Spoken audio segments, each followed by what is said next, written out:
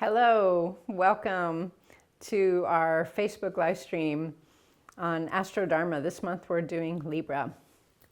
And let's start by dedicating the merit. May all of our efforts benefit all beings. We are now in Libra. Libra runs approximately from September 23rd to October 22nd. It might change a day or two on either end, depending on the year. And, well, how can you not love Libra? Libra is about balancing. Its symbol is the scales. And it has everything to do with harmony and beauty and fairness and justice and mutuality, relationships. So it's truly a beautiful sign. Libra has natural qualities of diplomacy, a kind of social grace, and a wonderful aesthetic. So Libra is ruled by the planet Venus. Interestingly, so is Taurus. With Libra, though, Libra is an air sign, and air pertains to the intellect. So whereas Taurus beauty is more, Taurus and its relationship with Venus, Venus is about beauty, relationships, the goddess of love. With Taurus, it's more to do with sensuality, with the five senses, because Taurus is an earth sign. Libra is an air sign, so as I said, that's more about the intellect. So Venus and Libra, relationships, goddess of love, beauty, Libran style, is more about a kind of conceptual, theoretical beauty and love and relationship. So it's about this feeling of affinity, this feeling of mutuality, empathy, and sharing beautiful experiences together, maybe going to a museum or speaking about the sacred geometry, those kinds of things. Librans, relationships are so important to Librans, as is the harmony amongst different people. Because of the balance of the scales, Librans can see both sides to every story, both sides to every argument. And this can make it difficult for Librans to decide things, to decide what they themselves are feeling, because it's so easy for them to put themselves in other people's shoes. So this is one of the big challenges for people with a strong Libra energy, is they're so empathic that they may not know themselves how they actually feel, because they can feel this way or they can feel that way, or they can understand why you feel that way or you feel this other way. It can therefore be hard for people with a strong Libra energy to make decisions. So if any of these things resonate for you, you may have strong Libran energy, and this is a great place for you to turn your attention. The real key for Librans is to be able to figure out how they themselves are actually feeling and own that, and be able to distinguish between that and the empathy that they feel for other people, to separate those out as different things. So Venus, goddess of love, relationships, as I said, it's a little bit more mental with Librans. Although they have a very beautiful, warm, friendly energy, Librans can be more mental because it's an air sign. So it's not the warmest, cuddliest of signs. It can feel a little bit formal, perhaps. And so this is something else. If we have strong Libra energy, we may want to work on that, bring in the other signs in our charts, the other planets in our charts, to help bring that physical warmth into relationships and emotional warmth. Let's see. We have a really awesome online course about AstroDharma that goes into this and all the other signs and planets and houses. And you can learn more about that at planetdharma.com/AstroDharma.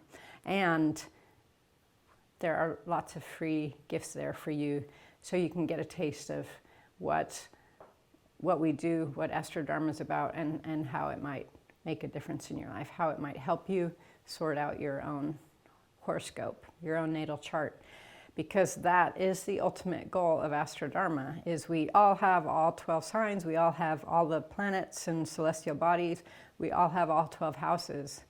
And we can overdevelop some and underdevelop others, or like some and dislike others. But the key is to bring them all into a Libran type harmony and to be operating from the middle of the horoscope so that we're drawing on all of these energies so that they're all available to us and so they are in balance. Libran style. So learn more about that at planetdharma.com/AstroDharma. Now, Libra has an association with the 7th house. There's 12 signs, there's 12 houses. Each sign corresponds to a house. The 7th house is, let's see, just above, there's the bottom half. The first 6 houses are the bottom half of the kind of archetypal zodiac, and then this 7 through 12 are the top half. And so the 7th is the first sign in the top half. Now, the bottom half of the chart is all about this self, or as we say in Buddha Dharma, the non-self, because we believe there's no such thing as an inherent self. But we have this thing that we think of as a self, that we work with, that we develop, that we tinker with to align more with wholesome values like loving kindness, compassion, and wisdom. Now, from the 7th to the 12th, beginning with Libra, we start working with how this non-self relates to everyone and everything else. So 7th house is the house of self and other, or non-self and non-other, we could say. And so it has something to do with duality, the Buddhist concept of duality, how we see this separation between this thing called me and this thing called you. And very interestingly, so the beginning of the first house is called the ascendant, and it's the sign that was on the horizon the moment that we were born. So if we came out of our mother's womb and we looked ahead, whatever sign we saw would be our ascendant.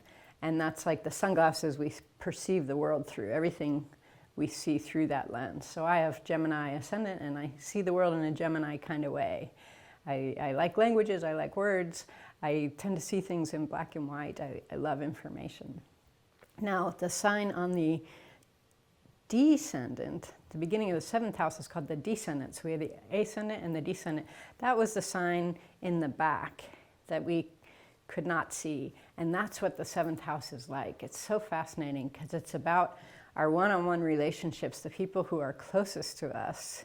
So it's so important to us, but it has everything to do with that spot on the middle of our back that we just can't see no matter how much we turn and look in the mirror. We just can't see that spot.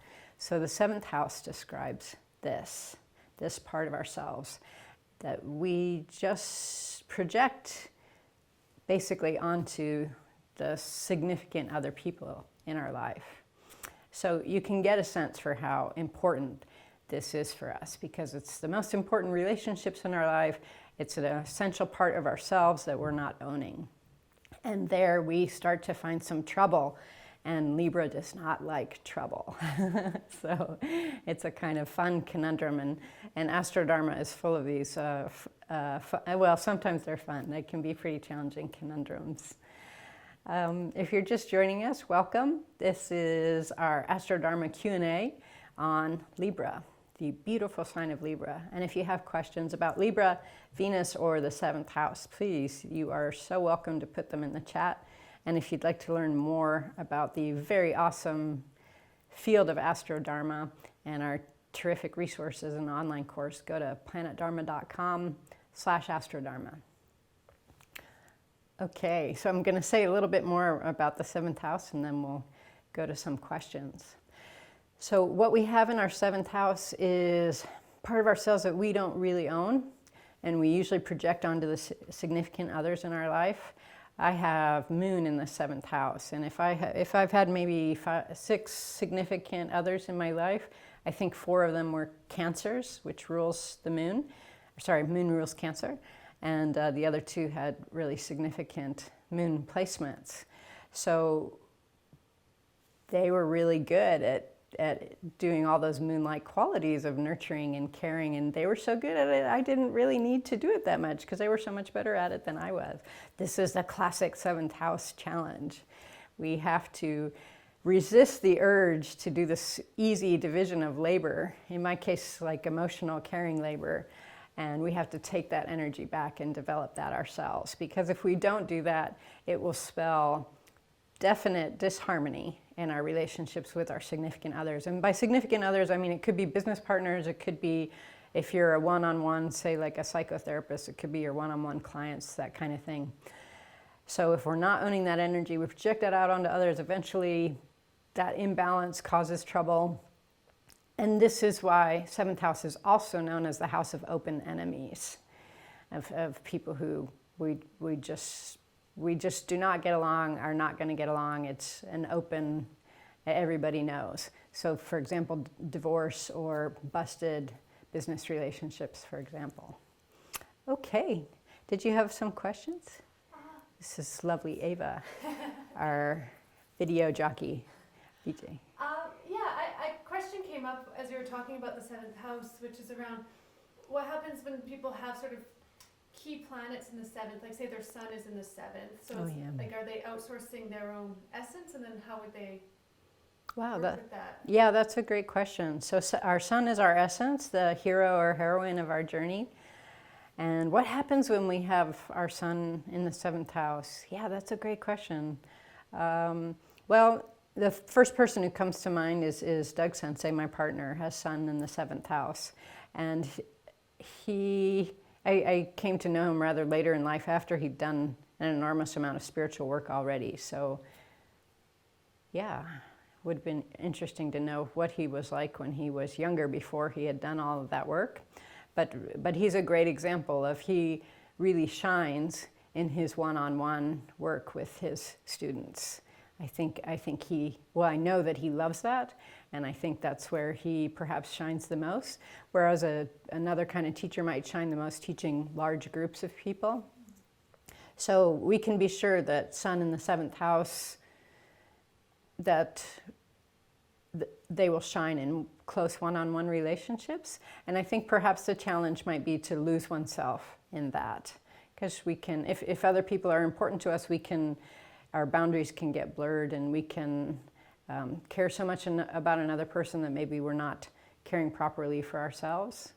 So maybe challenges around that, being really centered and coming from one's strength and one's power in oneself, and then from that strength and power, then relating. Yeah, welcome. Shall I go on, or are there other questions? Okay, so Libra is a special, 7th house is a special sign for me too. It's really been a lifelong journey these are all lifelong undertakings. It sounds so easy to own one's own nurturing nature or whatever we have in the 7th house, but it really doesn't come naturally to us. So yeah, I have spent 20 or 30 years trying to own my own moon, my own nurturing energy, my own self-care, caring for others, also relationship with the body, which the moon represents a lot of different things in AstroDharma. And the journey continues. So it's good to have patience with yourself and determination, and see it as a long game, because it goes on. And the great news is that it just gets better and better. Libra is a special sign for me because, as some of you have heard, I have South Node in Libra.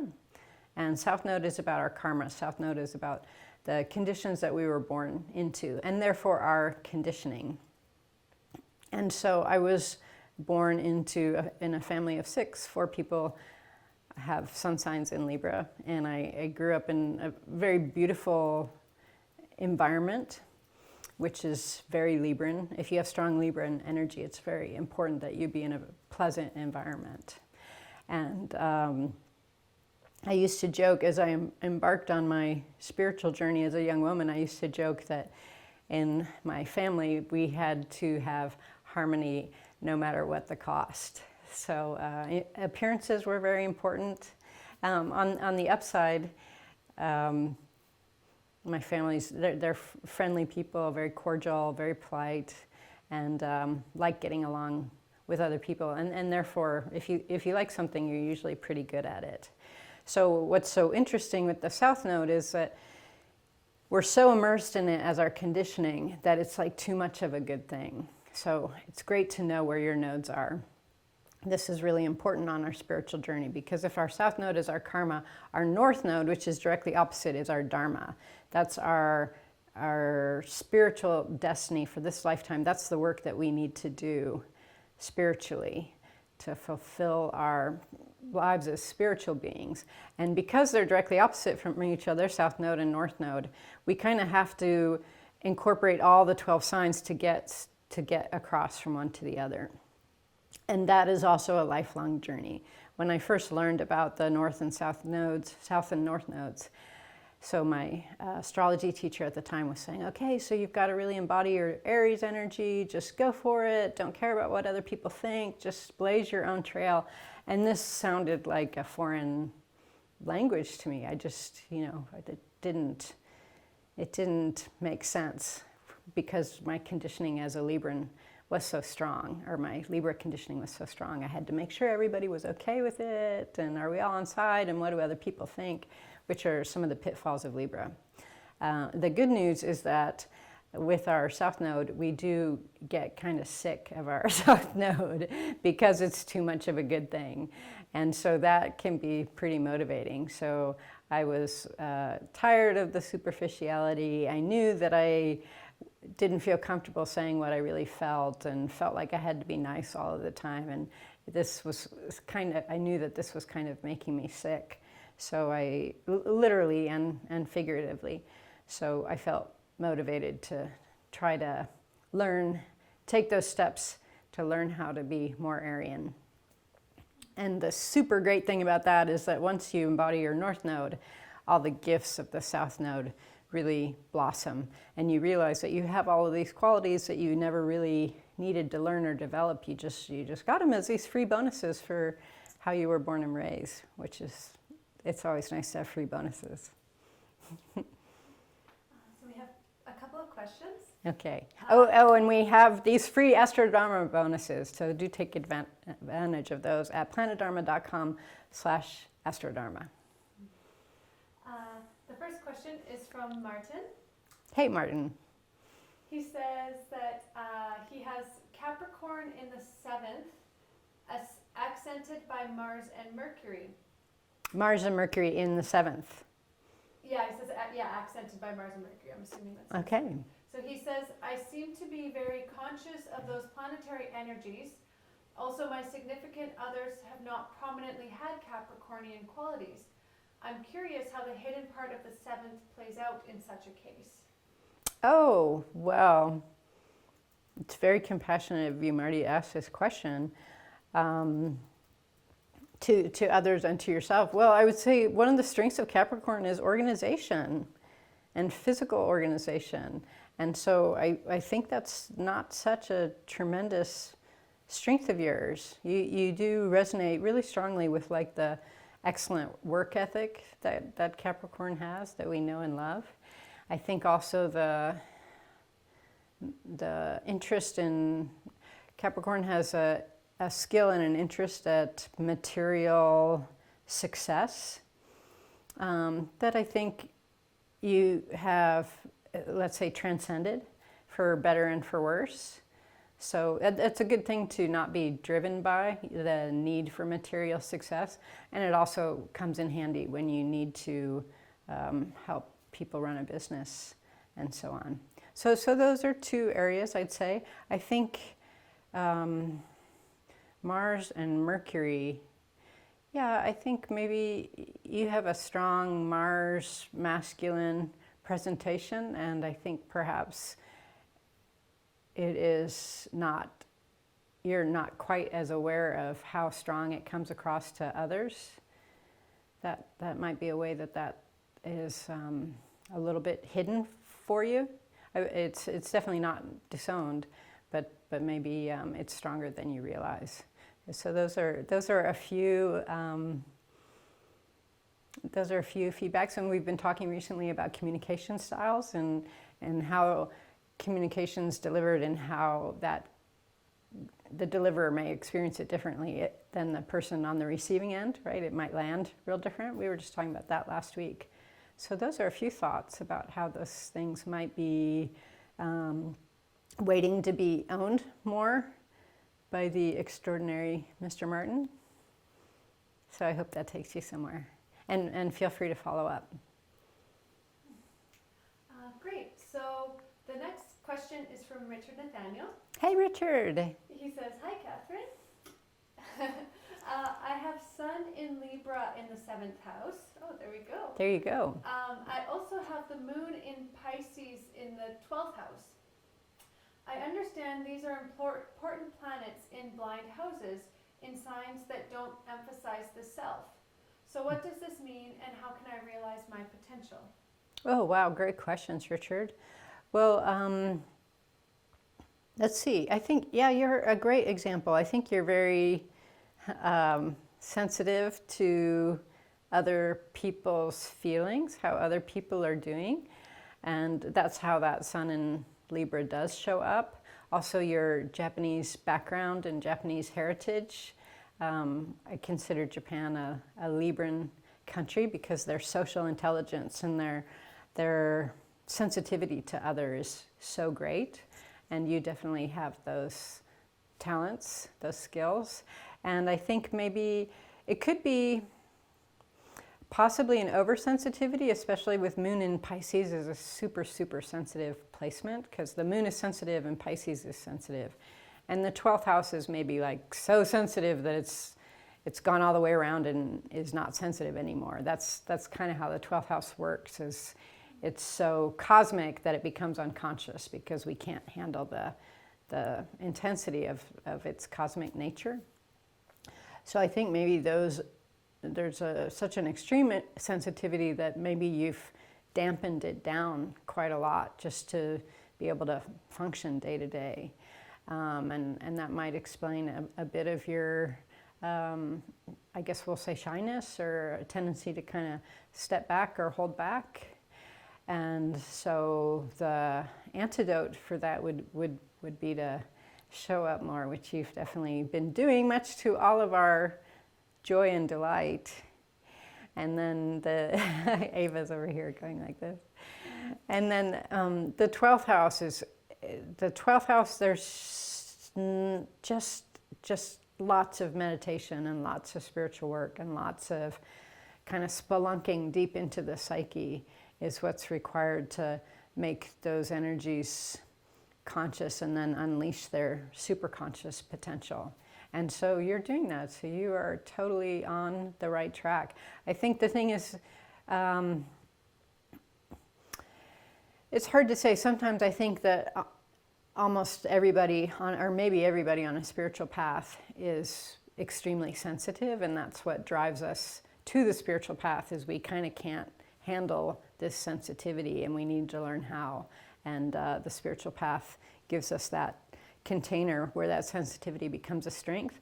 And sometimes I think that everybody on the planet is like that. And maybe there's another explanation for why some people go to the spiritual path and some people don't. But for you, my friend, I think the main thing is to just take into account this very sensitive nature and this maybe maybe a kind of extreme empathy. You need to feel this out for yourself and see, how you would define it in terms of your own experience, but maybe like an extreme empathy where you just can't tell, am I feeling that or are they feeling that? And I'm feeling them feeling. and then learning how to separate those things out, basically have better boundaries.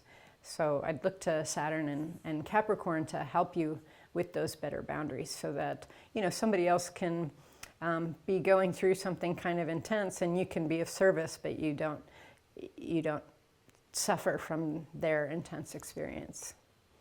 So hope that takes you somewhere. And as always, feel free to follow up.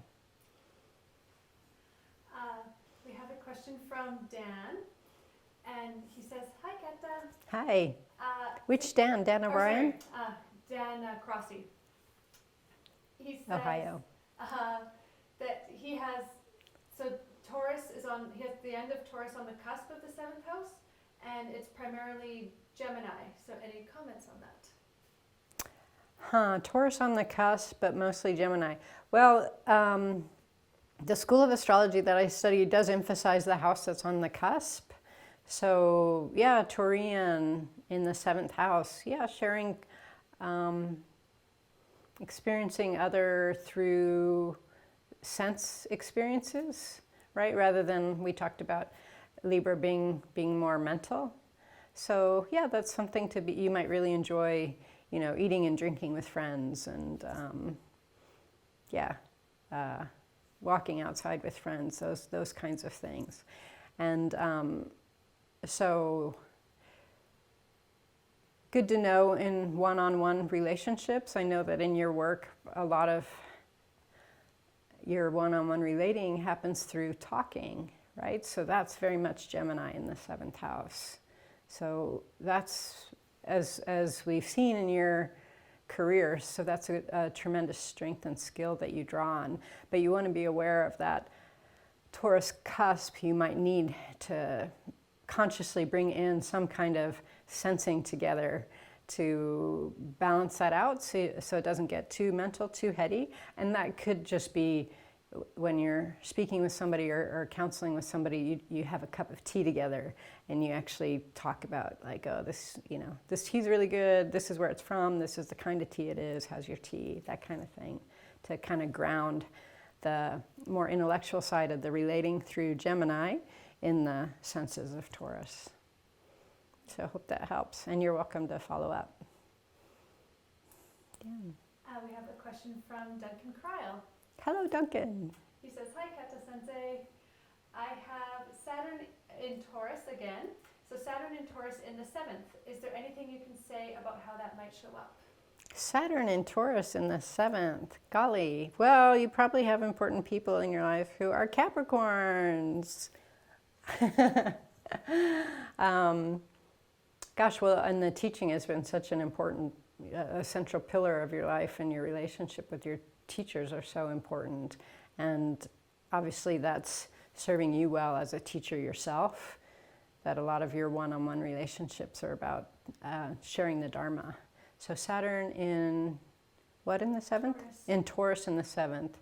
Yeah, so similar for Daniel, I think, then maybe the physical grounding, the grounding in the senses is really important for you. And it's important for all of us, and so challenging nowadays that we spend so much time on our computers and in offices.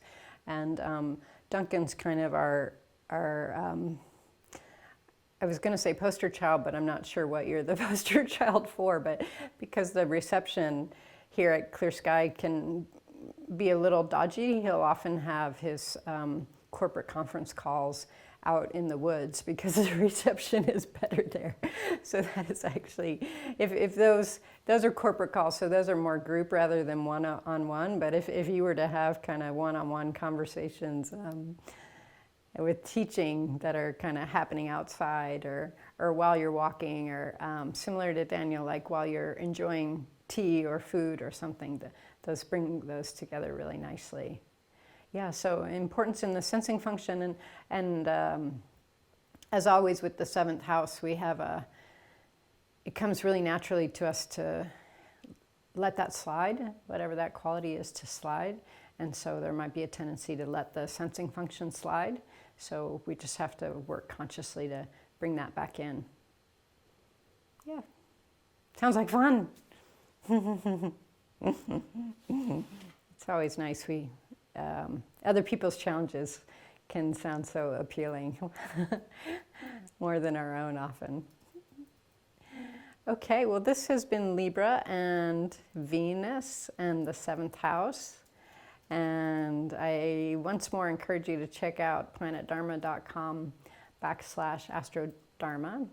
We have some free resources there, including what may be the world's most awesome AstroDharma reference guide, also known as a cheat sheet, which the very talented Christopher Lawley put together. He put it together, I don't know, just a few years ago, and I was so sad. I would have loved to have had that thing when I was first learning astrology. It's really good. So please go check that out and download and enjoy. It's a great resource. And you can learn more about our truly fabulous AstroDharma online course there as well. Well, how many more minutes do we have? We're at time. Okay. Well, what a perfectly balanced presentation on beautiful Libra. Thank you for joining us. Check in at the end of this month for Scorpio, one of my favorite signs. And stay tuned on the Planet Dharma Facebook channel. We'll let you know when that is. And in the meantime, and always, may all our efforts benefit all beings.